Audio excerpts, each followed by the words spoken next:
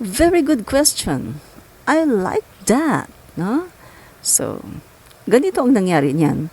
Kung bakit 31.6 million ang boto ni PBBM, samantalang si Sara Duterte ay umabot ng 32 plus, no? Yung kanyang boto, 32 million plus. Okay. Ganito kasi yan, no? Etong 32 million, yan yung talagang boto ng mga Marcos loyalists, Marcos supporters. Yan lang yan no? Kasi wala naman boboto sa kanya na makaisko, wala ding boboto sa kanya na makadilawan. Talagang purely ang boboto sa kanya ay Marcos loyalists and Marcos supporters. Ngayon, ito namang si Sara Duterte, bakit lamang siya? Bakit naging 32 million ang kanyang boto? Ganito kasi nangyari yan. Yung 31 million na bumoto kay Sara Duterte, ayan yung Marcos loyalists and Marcos supporters na naniniwala sa sinasabi ni PBBM na ang dapat iboto ay yung kanyang kapartner, ka-unity si Sara Duterte. Ngayon, bakit merong lamang si Sara Duterte na 1 million? Kasi yan ang boto ng mga DD shits. In short, 1 million lang talaga ang mga DD shits. Kasi sa Davao lang naman kayo Diyan lang naman talaga kayo, Davao. At kaya naging 1 million na yan dahil merong mga iba na nasa OFW, merong iba na nasa NCR, meron ding iba na nasa Luzon at saka sa Visayas na nakilala na rin si RRD. Eventually, kasi nga naging pangulo na siya noong 2016 no? Kaya yung iba dyan ay bumoto na rin. Kaya naging 1 million, no? Ang lamang ni Sara Duterte.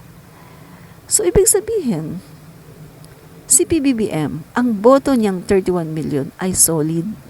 Talagang para sa kanya lang. Pero itong si Sara, yung 31 million niya, yan ay boto na binigay namin kay Sara. Kami ng mga loyalists at Marcos supporters, yan yun. Binoto namin si Sara. Naniwala kami kay PBBM kahit masama ang loob namin. Kasi nga, ayaw namin kay Sara, pero binoto namin kasi naniniwala kami sa aming Pangulo, PBBM. Pero, ang mga DD sheets na 1 milyong DD sheets lang, hindi sila naniwala. Kaya nga, mas malaki ang boto ni Sara. 32 million. Kay PBBM, 31 lang. So, suma total, lumalabas ngayon na 1 million lang kayong mga DD sheets. Remember? Panahon ng kampanyahan pa lang, ginigiba na ni RRD si PBBM.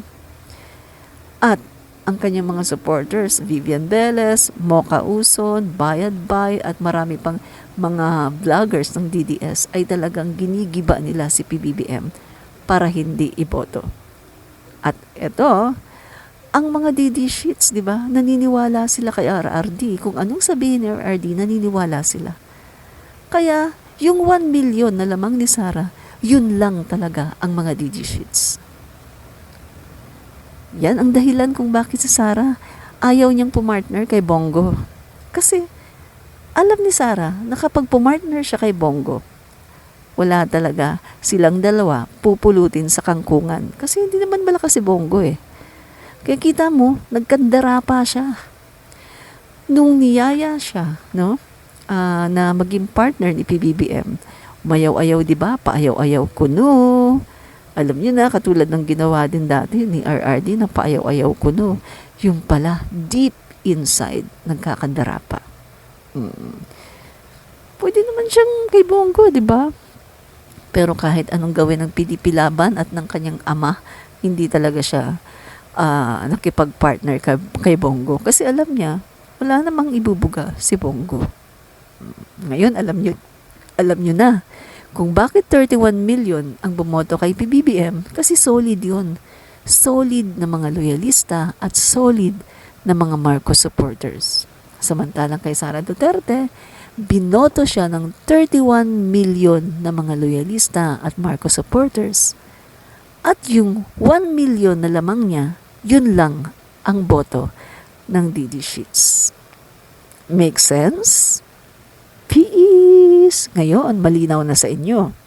Kaya sa 2028, hindi mananalo ang inyong Saramao na pro-China, lover of China, and NPA lover. Hindi mananalo ang inyong Saramao.